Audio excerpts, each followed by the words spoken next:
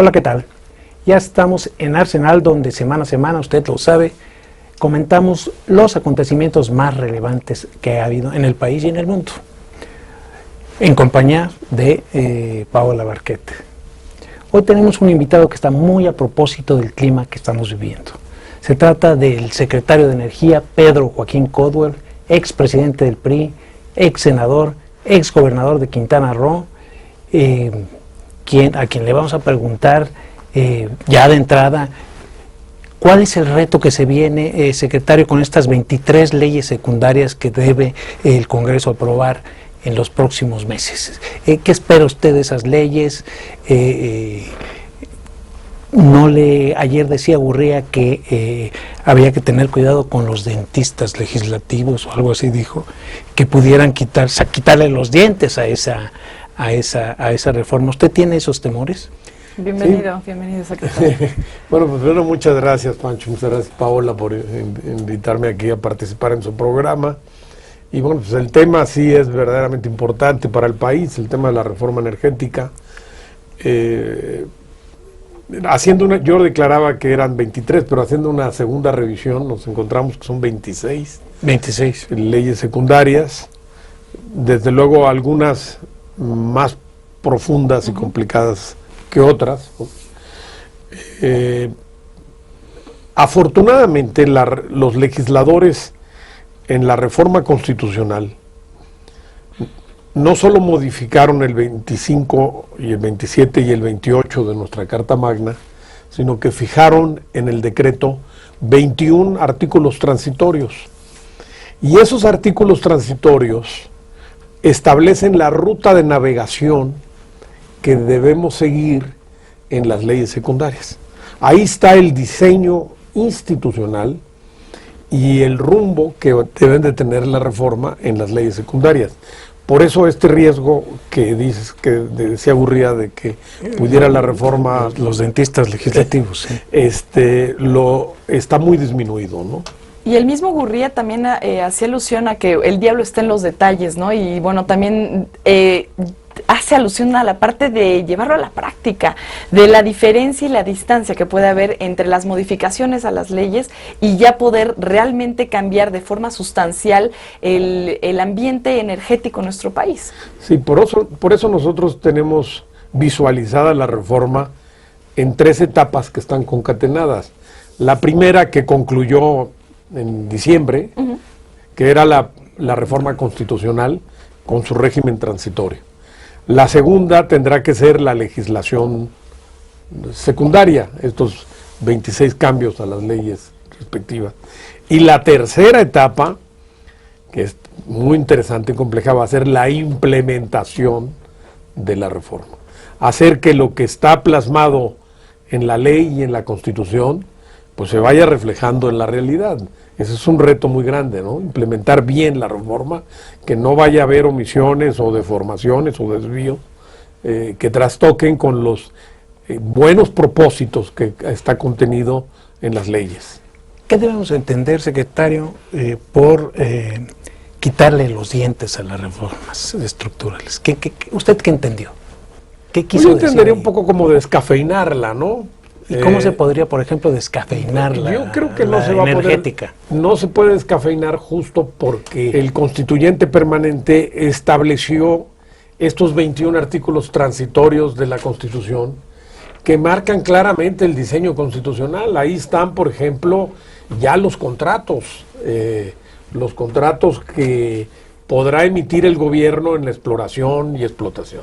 Se acaba esta camisa de fuerza que tenía amarrado al gobierno mexicano a solamente contratos de servicios, ¿no? Y que todos los riesgos y todas las inversiones corrían por cuenta del Estado mexicano, del patrimonio de los mexicanos. Ahora vamos a poder hacer contratos de utilidad compartida, de producción compartida, contratos de licencia, o una combinación de ellos. Ya está ahí establecido, ¿no? Esos contratos, ya que evoca esos contratos, famosos contratos de licencia, que es donde la izquierda pone más peros, el exsecretario de Hacienda y ahora senador Ernesto Cordero nos decía, o me decía, que equivalen prácticamente a concesiones. Es decir, que esa era una de las posturas que había puesto ahí su partido. ¿Coincide? ¿Equivalen a concesiones? ¿Cómo vienen estos contratos? Bueno, yo como abogado veo una diferencia importante entre el contrato y la concesión. Está muy claramente marcado en el derecho administrativo. Y pues hay digamos que un campo en el que puede haber coincidencias, pero también hay diferencias entre una figura jurídica y otra. La principal es que en el contrato hay más rectoría del Estado que en la propia concesión, en el caso de la materia petrolera. Pero una duda ahí. El caso con las concesiones, cuando las prohibió el general Cárdenas, eran porque en México estaban mal reguladas. Él por eso en la reforma constitucional que prohibió las concesiones, pero dejó libres los contratos, estaban mal reguladas, se veía como una obligación del Estado otorgarlas y no tenían un régimen revocatorio. Y además eran muchas de ellas concesiones confirmatorias que se habían dado antes de que se promulgara la Constitución del 17 y que no era conveniente para el país que continuaran vigentes. En los últimos años las concesiones se han regulado muy fuertemente. Los países petroleros, principalmente a partir de que se formó la OPEP, que han recurrido al régimen de contratos, las han concesionado, las han reglamentado. En México, pues, lamentablemente tienen una visión peyorativa por nuestra trayectoria histórica. Pero los contratos de licencia nos van a permitir que exista un comité de administración donde pueda haber mayor vigilancia del Estado respecto a los planes de desarrollo de los pozos petroleros. Es correcto. Es un gran avance, eso sí, en eso coincido con el senador Cordero, es un gran avance, porque la contrato de licencia va a implicar que la empresa extractora se le va a poder transmitir onerosamente los hidrocarburos. Y como especialista en el tema, le preguntaría, ¿estos contratos de licencia permitirían, digamos, a una compañía petrolera extranjera que quiera invertir, que los firme, poner en sus activos el petróleo mexicano? Porque según Cordero, sí. Mira, lo que se estableció en la reforma es que ellos van a tener que señalar que las reservas petroleras contenidas en el contrato son propiedad de la nación mexicana. Lo que van a poder registrar ante los entes reguladores financieros internacionales son las expectativas de utilidad derivadas del contrato. Es algo muy importante porque era digamos una pinza. Por un lado, había que flexibilizar el régimen de contratos en materia de exploración y explotación, porque estaba amarrado el Estado, ¿no? Si no, nadie invertía, no era inversión y ya se abusaba de los contratos de servicios, ¿no? Pero por otro lado, entonces, por un lado abres la pinza y das flexibilidad al Estado, y por el otro, vía esta disposición de que pueden reportar las utilidades esperadas, abres las puertas para que haya financiamiento. Ahora, y se pueda financiar, porque el petróleo de México, los recursos prospectivos, una gran parte están en las aguas profundas y ultraprofundas del Golfo de México, que requieren inversiones cuantiosísimas. Ahora, aunque aquí podamos sentarnos y decir que sí, los hidrocarburos son propiedad total de México, como lo estamos platicando, también por otro lado la izquierda está poniendo el dedo en la llaga, y eso muchas veces para el extranjero, para los inversionistas potenciales, podría asustarlos un poco ver esta inestabilidad, porque no se ve unido el gobierno en este sentido en cuanto a las inversiones y si es o no un buen camino abrir Yo complementaría lo que está diciendo Paola con la propuesta que tienen ya sobre la mesa de hacer una consulta popular sobre los cambios constitucionales. Ellos argumentan que el 35 constitucional pues obliga, si se juntan cierto número de firmas que ya rebasaron con mucho, a realizar esta consulta, y hablan de las excepciones, pero por ahí en la ley esta de consulta popular que se quedó todavía pendiente ahí en el Senado, hay un artículo que dice que establece que la Constitución no está sujeta a consulta popular, y es ahí donde está, digamos, el choque, ¿no?, entre la izquierda y en esa ley particular. Sí, doy respuesta a las dos preguntas. Yo no creo, Paula, que se asusten las empresas internacionales que pueden aportarnos capital y tecnología para incrementar los empleos en México, nuestra producción energética, porque invierten en países democráticos, están acostumbrados a la pluralidad, al debate, al disenso, que es algo muy inherente a la democracia, ¿no? Son empresas que invierten lo mismo en el Mar del Norte, en zonas de Noruega, país tan democrático como Inglaterra, que invierten en Brasil, Colombia, que son países democráticos. Están acostumbrados a esto. El tema de la consulta popular, pues yo creo que quedan varias asignaturas pendientes antes de que esto pueda, digamos, llegar a materializarse, si ese fuera el caso. En primer término, falta que el Congreso concluya el trámite legislativo que está pendiente de la ley reglamentaria de la consulta popular, y que, bueno, también nos va a dar luces de cómo el Congreso quiere que esto se realice.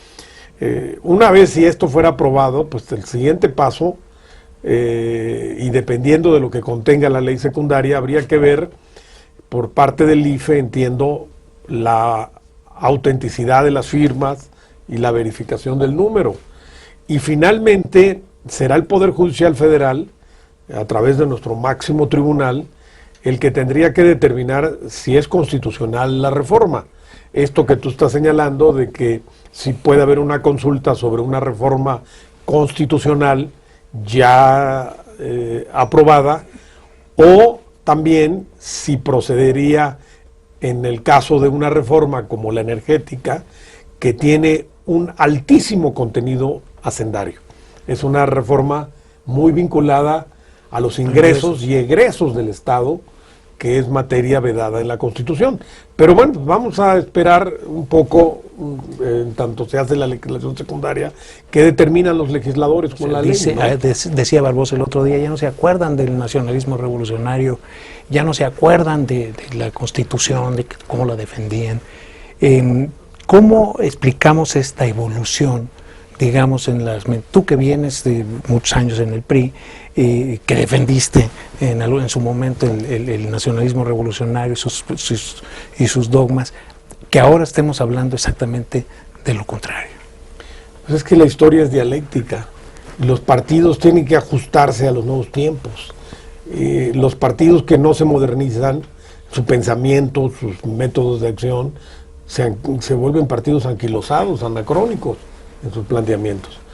El PRI construyó un modelo regulatorio en materia de hidrocarburos, sobre todo en los años 60, que cerró y dejó la actividad petrolera, desde la exploración, la extracción, hasta la transformación industrial, el almacenamiento y el transporte, como una actividad exclusiva del Estado, hasta la petroquímica incluso, una actividad exclusiva del Estado.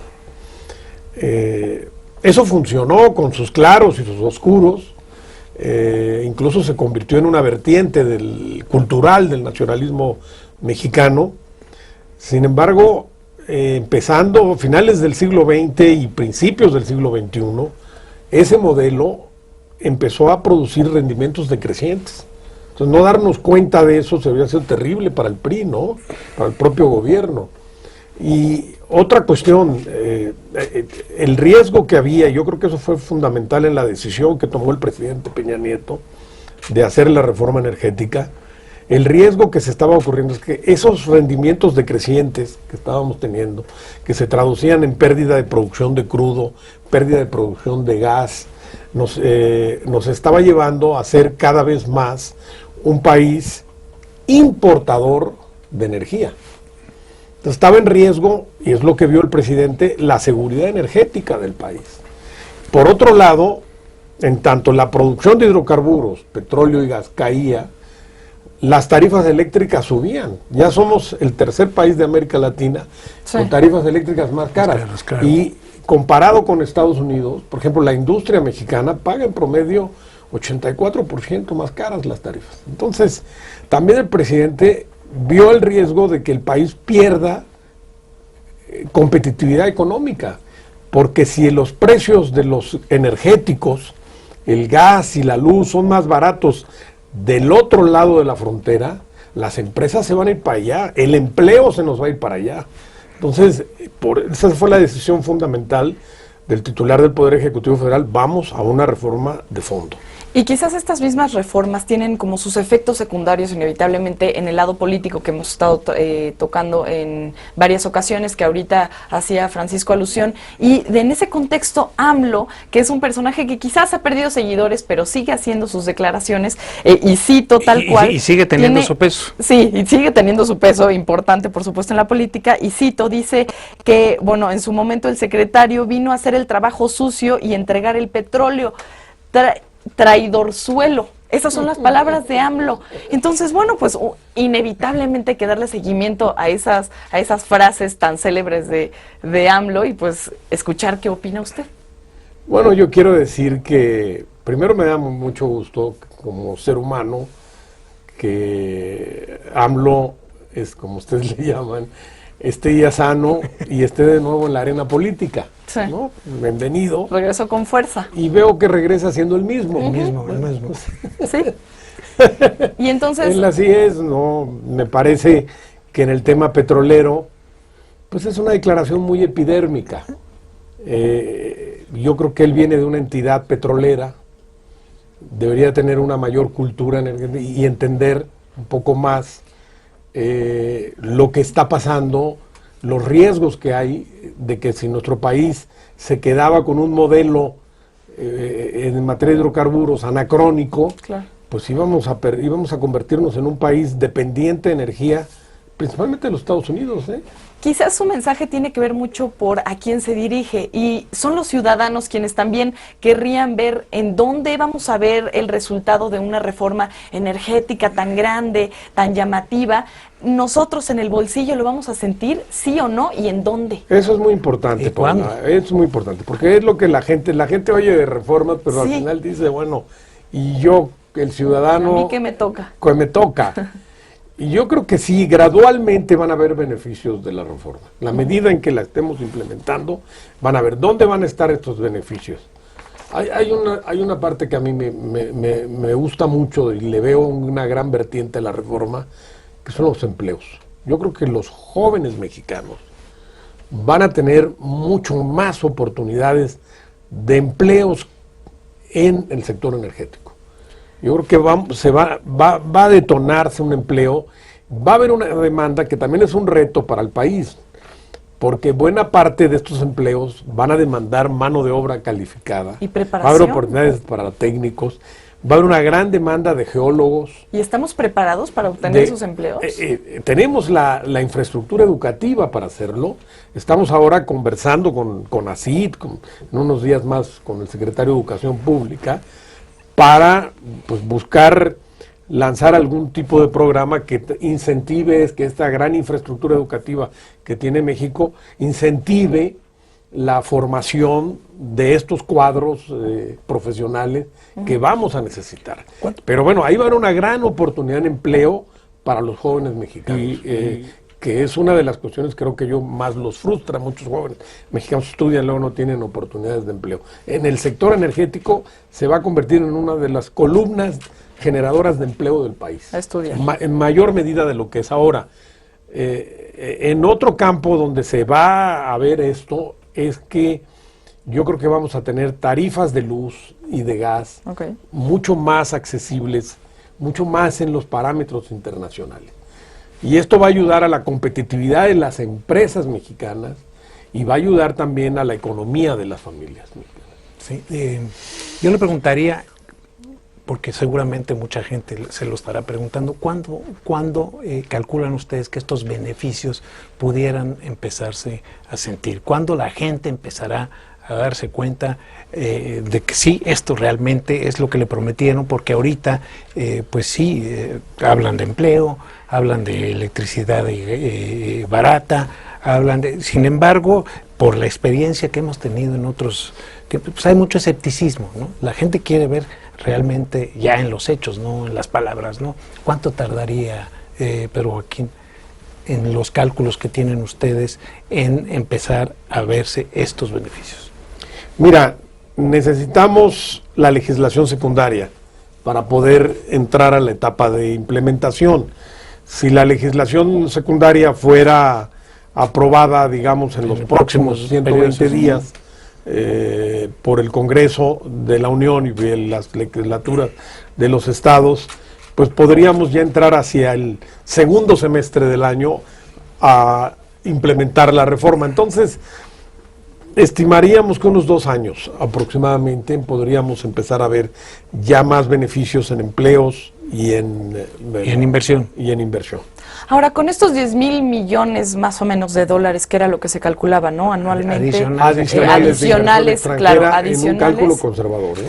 Con esos cálculos conservadores, ¿podríamos decir que se romperían un poco los monopolios o se profundizarían más? Porque está, por ejemplo, el caso de Coahuila, de estas cuencas de Sabinas y Burgos, en donde prácticamente se tiene el 70% de las lutitas, que es la roca de donde se extrae el gas shale, y el 70% de ello lo tienen empresarios como puede ser Ansir Elizondo.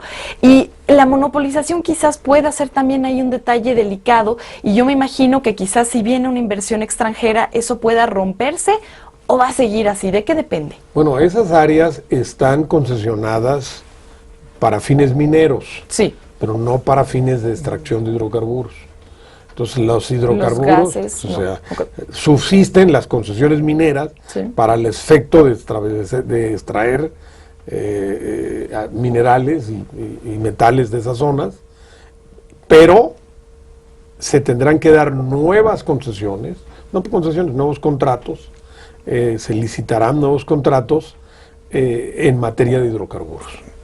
Y la ley obliga a la coexistencia de ambas actividades. Sobre todo por el tema del gas shale, ¿no? No se trata de crear nuevos monopolios, eso sería un gran retroceso. Procurar romperlos. Entonces van a haber licitaciones y el proceso de licitación está regulado de una manera muy transparente, porque fíjense que si vemos todo el proceso, y se los refiero rápidamente, es una garantía de transparencia.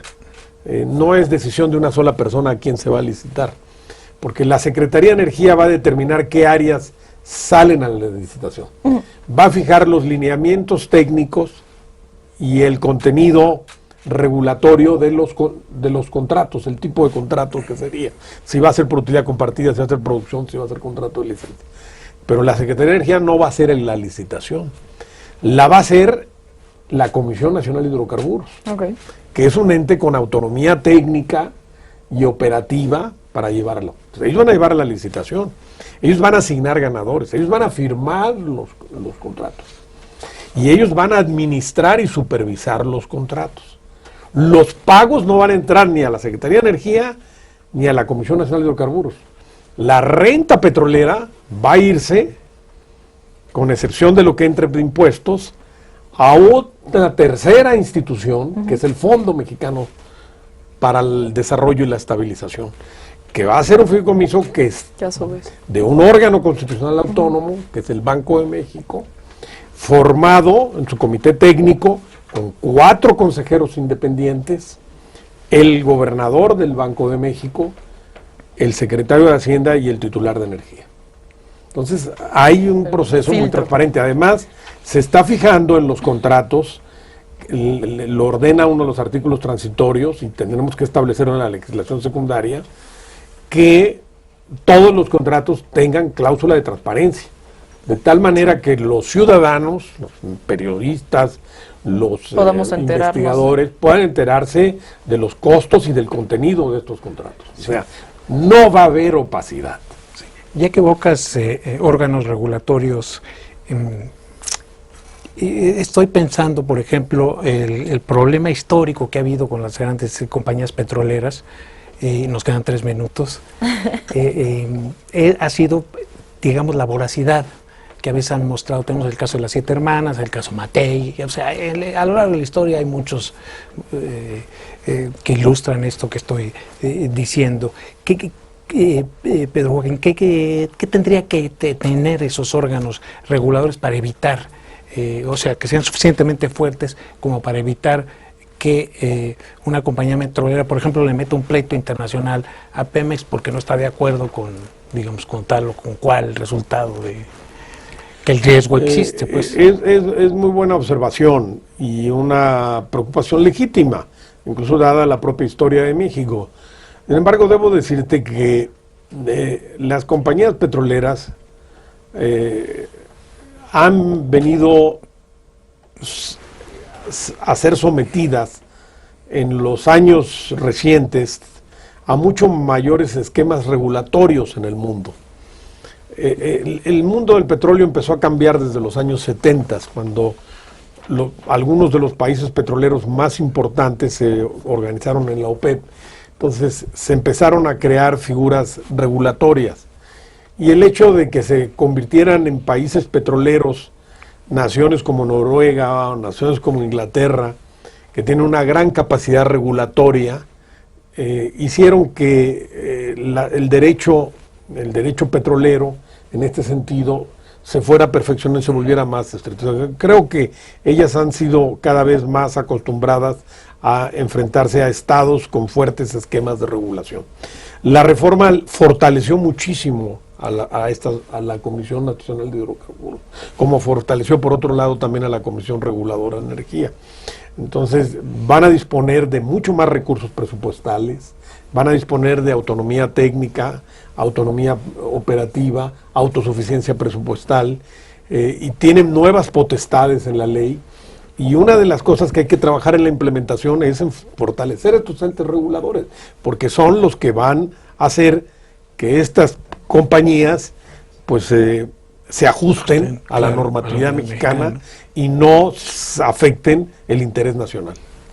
bueno, se nos terminó el tiempo. Quisiéramos que si nos pudieras dar una conclusión, si total, o qué le quisieras tú decir a la gente en relación a este tema tan, como tú lo definiste al principio. Yo reconozco en este caso la gran valentía del presidente Peña Nieto, que es el momento que tomó esa decisión es uno de los momentos que van a marcar a este sexenio respecto a la historia, y que fue una decisión bien meditada, bien reflexionada y pensando siempre en el interés de los mexicanos. O sea, la reforma, y volviendo a lo que decía Paola, está orientada a beneficiar a los ciudadanos de carne y hueso.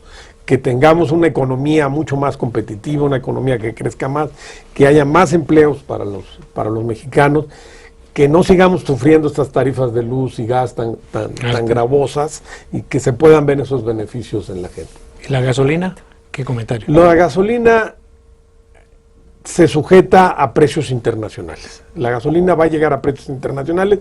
Este año se va a hacer el ajuste en la inflación, va a ser un ajuste menor al que hubo el año pasado, pero tendrá que estar alineada a los precios internacionales. Pues con eso nos vamos. Muchísimas gracias por acompañarnos. Muchísimas gracias por haber aceptado esta invitación, gracias. Paola. Pues nos vemos la semana que entra en este Su Arsenal. Invitamos a seguir cuestionando la información con los siguientes videos.